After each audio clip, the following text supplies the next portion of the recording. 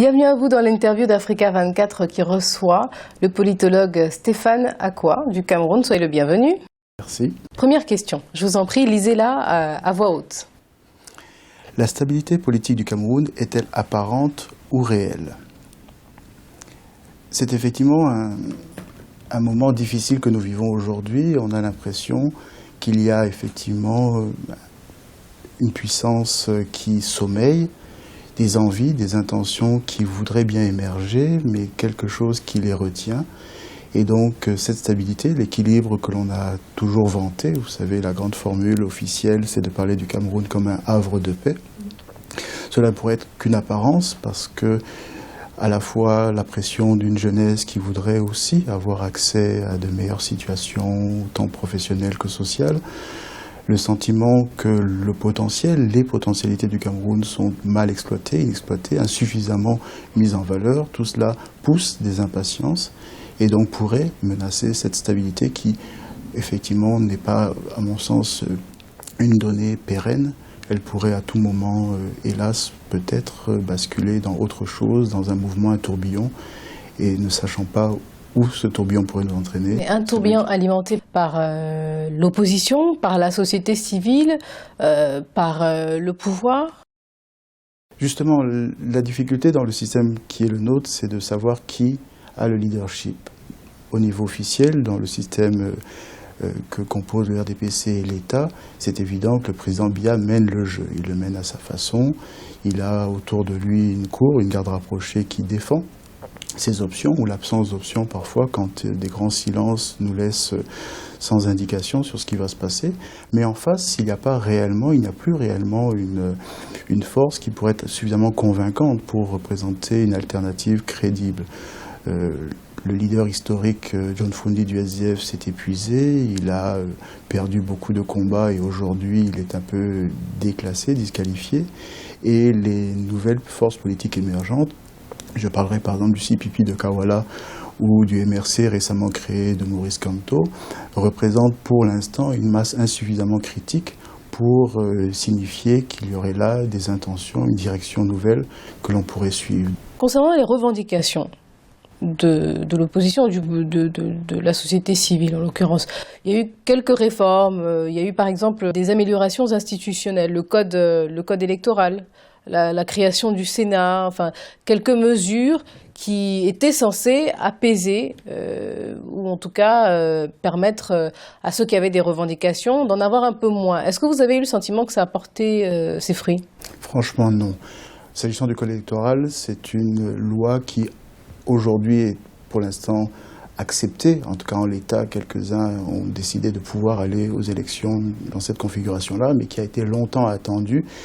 Les différents formats d'observation indépendante des élections n'ont pas donné satisfaction et aujourd'hui on est avec une agence qui est très discutée étant donné sa composition et qui d'ailleurs en interne connaît quelques convulsions. Donc il y a toujours l'espoir dans une grande partie de l'opposition notamment de voir encore la loi électorale refondée, réformée et donc modifiée. Et pour l'instant, qu'il y en ait une, c'est une chose, mais je ne pense pas que cela garantisse des élections libres, transparentes et honnêtes, et surtout que cela donne satisfaction à toutes les composantes de la classe politique, en dehors du RDPC évidemment. S'agissant du Sénat, là encore, très longtemps attendu, il s'était écoulé quelques années entre le moment où la Constitution du Cameroun prévoyait un Sénat et l'instauration de ce Sénat, qui est né dans des conditions là aussi plutôt compliquées, à la sortie d'une élection qui déjà avait vu le RDPC l'emporter largement et qui a renforcé un système d'hégémonie d'un seul parti, ce qui ne peut pas effectivement du point de vue démocratique ou républicain satisfaire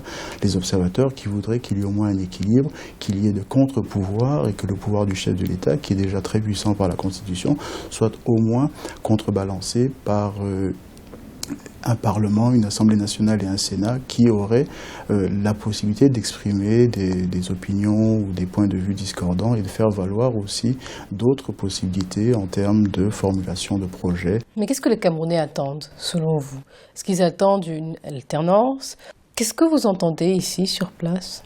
Mon sentiment personnel, c'est qu'il y a en fait, quand j'entends les gens s'exprimer, une forme de conservatisme qui ne veut pas dire ce qu'il est réellement. C'est-à-dire qu'on veut bien un changement, mais en réalité, quand on questionne les uns et les autres sur la forme de ce changement, en quoi il faudrait changer certaines choses, on s'aperçoit que c'est plutôt un changement de personnes, mais que le cadre général, le dispositif tel qu'il est aujourd'hui conçu, ne serait pas fondamentalement remis en question. Donc, quelque part, effectivement, il y a aucune, je dirais, urgence à réformer les institutions du point de vue de ceux qui expriment un mécontentement.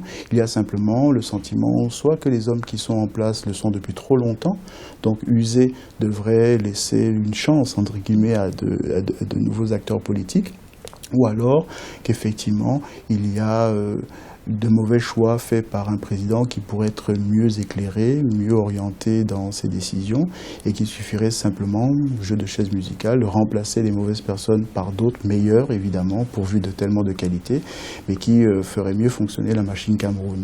Plaquette suivante, s'il vous plaît. Des intérêts.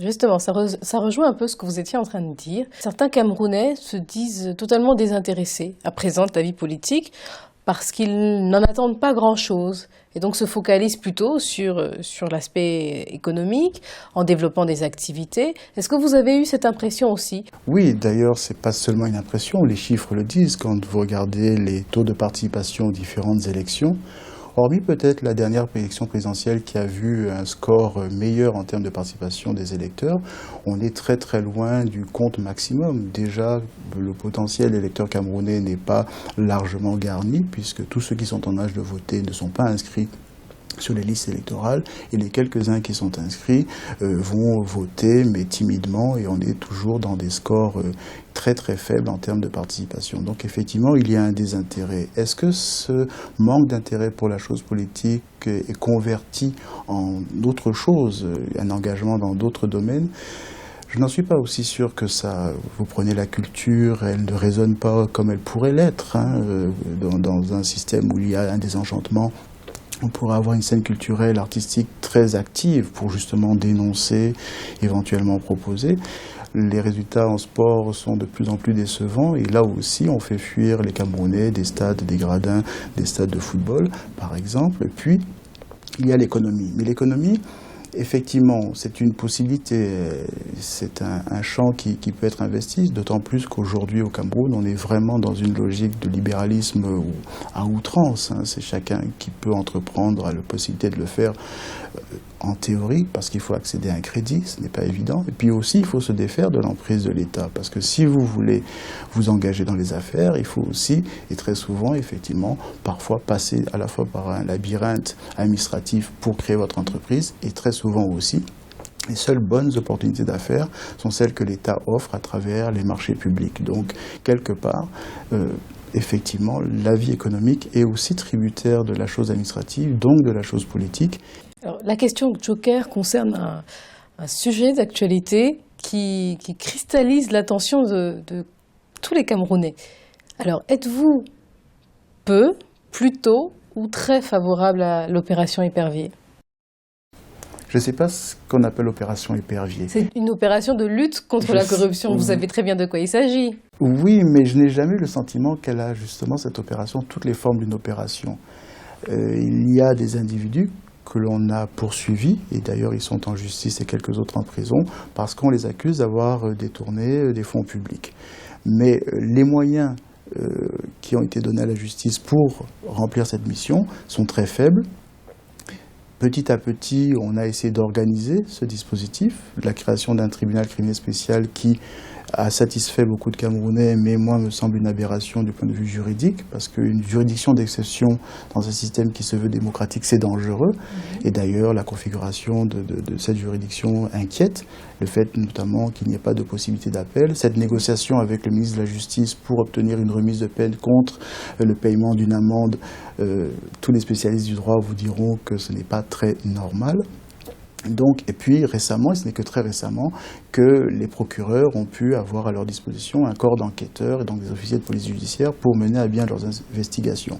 Donc cette opération ne s'est pas donnée dès le départ tous les moyens pour réussir. En plus, elle fonctionne avec un agenda que l'on n'arrive pas à lire, avec des moments d'accélération, de très forte accélération, et donc des individus interpellés, traînés en justice. Il y a régulièrement aussi des rumeurs qui circulent. Et avec beaucoup de rumeurs qui circulent dans les intervalles, de grands silences, des moments où il ne se passe rien, des gens que l'on voit, en tout cas le petit peuple les voit commettre des actes délictueux, mais rien ne bouge, rien ne se passe, et puis tout d'un coup, accélération de la justice, colère peut-être du chef de l'État, je ne sais pas, en tout cas certains le disent, et quelques-uns se retrouvent embastillés. Il y a d'ailleurs des épisodes aussi particulièrement étranges où quelques-uns n'ont connu que 24 heures de prison, arrêtés un jour, libérés le lendemain, regagnant d'ailleurs leur poste dans un ministère, comme si de rien n'était. Donc finalement, cette opération, elle n'est pas lisible, on n'arrive pas à la situer. On comprend qu'il y a une volonté, ou quelque part une intention, parce que la volonté, il faudrait qu'elle soit plus manifeste que cela,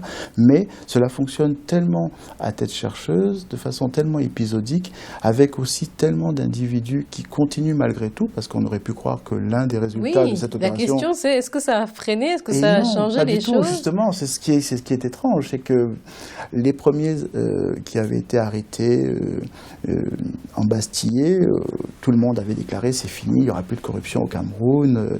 Vous avez vu cet exemple, ça va effrayer tout le monde, et pas du tout. Non seulement beaucoup de hauts fonctionnaires ont continué leurs manœuvres frauduleuses, mais en plus les montants qui sont aujourd'hui imputés à ces fraudeurs sont de plus en plus importants.